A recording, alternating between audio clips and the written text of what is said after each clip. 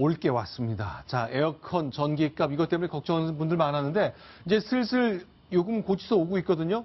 그야말로 전기 폭탄이라 할 수 있을 것 같은데요. 임수정 기자, 네. 실제로 이렇게 많이 오른 거죠? 네, 보니까는 지금 7월 그 전기 요금 고지서가 지난주부터 이제 배송이 되기 시작을 했는데 인터넷을 제가 들여다보니까 정말 곳곳에서 악소리가 나더라고요. 네. 저희가 김승연의 뉴스탑10이니까 카카오톡을 통해서 친구분들 많이 맺고 의견을 듣고 있는데 저희가 오늘 저희 시청자분들께 여쭸어요.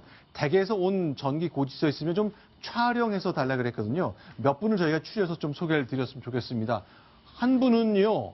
22,000원이 24,000원이 되네요. 생각보다 많이 오르지 않은 것 같네요. 그렇습니다. 이 가정 같은 경우에는 사실 에어컨을 틀지 않았습니다. 네. 선풍기만 틀었는데 선풍기도 그나마 강풍도 안 틀고 전기세 걱정 때문에 네.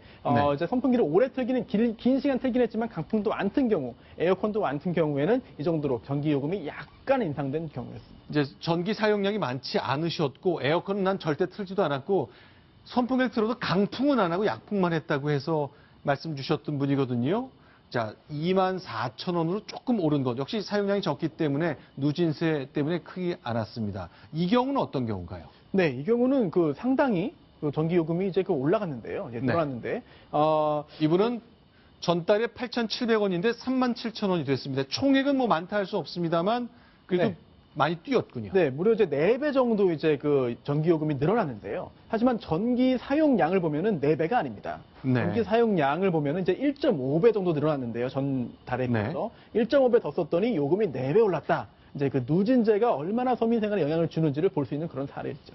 자, 이번은 한국전력의 전기검침원이 이렇게 뭐 문자인가요? SNS 문자를 통해서 전기요금을 고지한 경우인데요.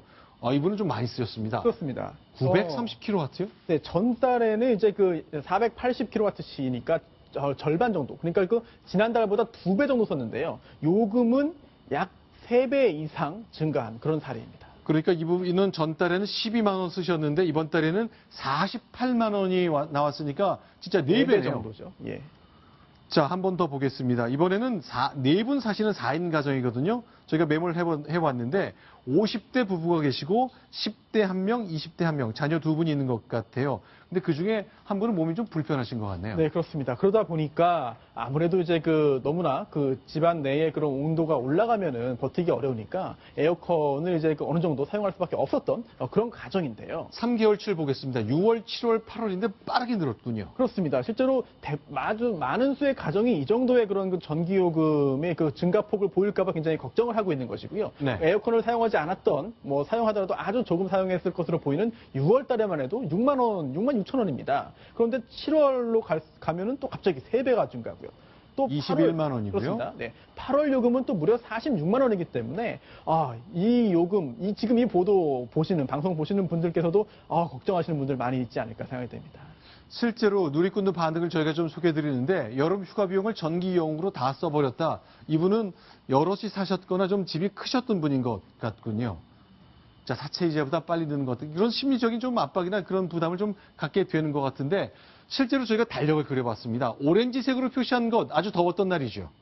네, 그렇습니다. 7월 22일에 지금 첫 열대야가 발생한 이후에요. 네. 그렇게 오렌지색이 아닌 날이 없을 정도로 7, 8월 내내 찜통 더위가 계속됐다. 낮밤을 가리지 않는 더위가 계속됐다. 이렇게 보면 될 것 같습니다.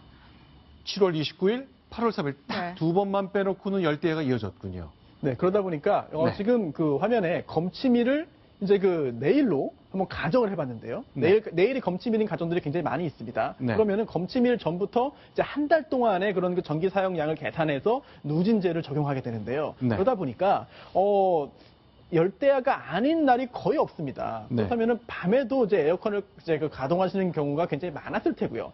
네. 그렇다면은 검침일이 26일, 8월 26일이라고 한다면은 굉장한 그런 누진 효과가 발생할 거 아니냐라고 함으로써 이제 많은 불만들이 제기될 것 같습니다. 임수정 기자, 이제 33도를 넘게 되면 폭염이라 그러는데 이제는 공식적으로 수도권 지역의 경우는 폭염을 졸업한 거죠, 오늘부터. 졸업을 했지만 여전히 더울 것 같아요. 오늘 밤에 비가 내린다고 하는데요. 그래서 내일은요, 서울의 낮 기온이 8월 이후 처음으로 30도 아래로 떨어진다고 해요. 근데 이게 더위가 계속 꺾이냐 그게 아니라요. 그 다음에도 계속 더위 기세 등등해서 9월까지는 늦더위가 좀 계속된다고 합니다. 자, 이제 열대야를 공식적으로 졸업한 때가 됐습니다만 전기 유료 부담 때문에 많은 분들이 좀 가슴앓이를 좀 할 것 같네요.